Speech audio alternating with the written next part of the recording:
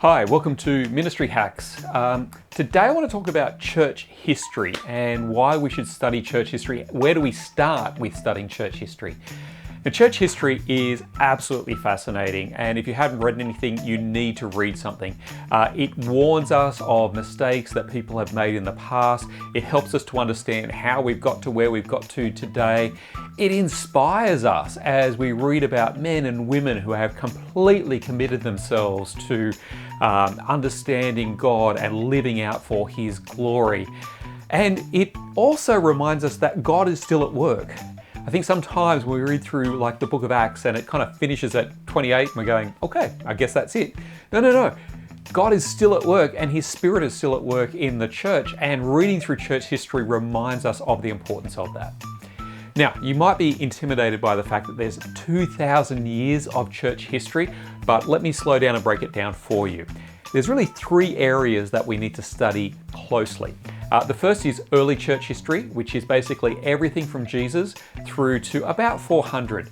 It's a whole bunch of really great stuff in there about helping us to understand why we believe what we believe about Jesus, what were some of the mistakes people made, what were some of the commitments that people made, because there was a long period there where it was illegal to be Christian in the Western Empire. So there's a whole bunch of stuff there that's great. So early church history is important. The second area to focus on is Reformation history, and that's really from the 1500s onwards. And there we see guys like Martin Luther, John Calvin, John Knox, all sorts of guys, and it's really, really important for those of us who belong to, like me, an Anglican church or a Baptist church or a Presbyterian church, Church of Christ. Where did all those things come from? And what is it that we believe about the Bible, about Jesus, about His glory, how we trust in Him for salvation? All of those things are really, really important and were really hammered out very, very carefully during that Reformation period. And then the last period we really want to focus on is the 20th century, because that's really led up to where we are today. So all sorts of really exciting things happening there, mission around the world, people like Billy Graham. It's just a really exciting time to read about. So there's three areas: early church history, Reformation history, and 20th century. But where do you start? I mean, there's 2,000 years of history, and some of you may have studied history and gone, oh man, that is just horrible. But I want to tell you a few places to start. And the main place to start is biographies. I mean, don't just pick up a textbook, but read about the biographies, because God is at work in people's lives. So a couple of biographies I want to recommend for you. This is one I've got by Roland Bainton on Martin Luther, Here I Stand.